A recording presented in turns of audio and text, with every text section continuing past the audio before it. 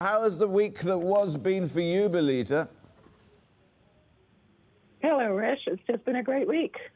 We don't trade bonds, so it's not such a terrible thing for us, and we're not invested in high-flying U.S. stocks, so it's not been bad. Right, so where do we go from here? That's the thing. I mean, it was a little bit of a wobble, certainly, and it perhaps just shows some of the fragility if we get some of that liquidity removed in the system, or we get the costs of borrowing going up and thereby lifting funding costs too. So it's interesting. We've talked to a number of our clients who are pension funds, and the increase in the 10-year rate and longer interest rates has essentially allowed them to sell off some of their equity portfolios because they're able to defease their liabilities because the interest rates are higher. So, you know, you can see the higher interest rates affecting equities as well through this means and other means because it also provides an alternative investment besides equities. But as you know, we invest primarily in Asia, and the Asian growth story is still very much intact. And as we're value investors looking for companies to buy that are good companies that we can buy at a margin of safety, when the markets go down, it actually gives us an entry point into companies we want to own. Absolutely. I think that you've been concentrating a lot on prospects of M&A in Japan in particular. What's the story there?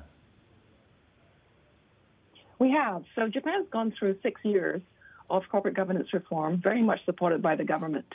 At this point in time, we've seen all sorts of action in the capital markets where traditional Japanese companies are actually bidding for other Japanese companies, which is a phenomenon we haven't seen in a very long time, many, many years.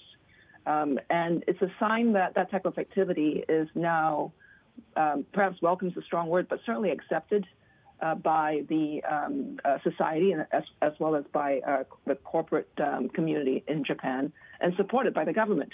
So this has allowed a number of M&A fights, if you like, competition to buy companies.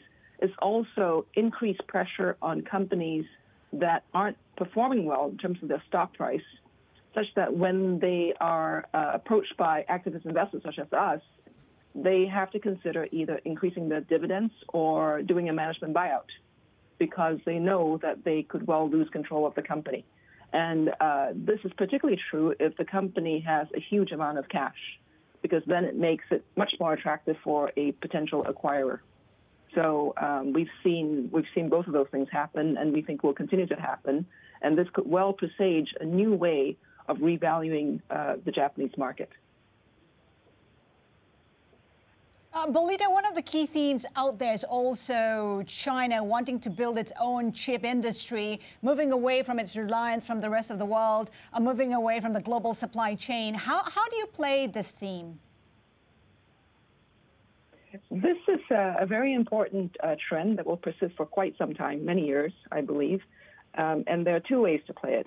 One is to look at the countries and the companies that will benefit from the securing of the supply chain, both by the West as well as by China itself. And the second way is just to continue to play the expansion of the Chinese economy. China continues to grow. It has a lot of runway because the per capita GDP is still fairly low.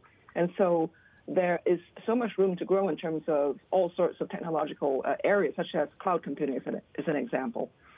Cloud computing is about a tenth of the size of the U.S. at this point. And to support cloud computing, you need data centers. So data centers are not well known, not like companies like Alibaba or Tencent or Baidu. They're the infrastructure, if you like, that support these other companies. And so we're able to find companies like that trade at a much more reasonable valuation. As you said, China will continue to grow. The question really is how strongly and what the strategy will be. At the upcoming MPC meeting, what are you looking out for? So the NPC will typically provides a platform for the Chinese leadership to talk about their goals for the next 5 years. And in this case, because it's a centenary coming up in July, they'll probably talk or at least provide some sort of preamble that's very positive about how well China's done over the last 3-4 decades. And it has. In terms of the next 5 years, we believe that they'll focus on growing both domestically as well as through exports. And they call this the dual circulation strategy. So there's some concern and doubt about how exports will grow because of the ongoing frictions, not just with the U.S., but also with the rest of the world. And there's concern about that, and I think they will try hard to manage that as best as they can. But it's equally important, maybe actually more important, to be able to grow domestically because the middle class is growing, wealth is increasing, and companies that provide goods and services for a growing middle class will do very well. Just before we let you go, Belita, what do you deem as the biggest risks for the investments in China? There are many risks, and I think they tend to fall more in the macro arena. So the South China Sea tensions is one that everyone's very aware of, as is the friction on trade as well as technology between China, the U.S., and the Western world in general. But you also have domestic concerns in China because China can't avoid but look at the fact that their population is aging quite significantly because of the one-child policy that continued for many years. And so they have to think about going forward, what do we do about this aging population? And also, what do we do about the fact that local governments are so heavily indebted and that the state-owned banks have such bad loans? So there are things to sort out in China that have to be sorted out one way or the other. And, when that happens, there will be problems for the market.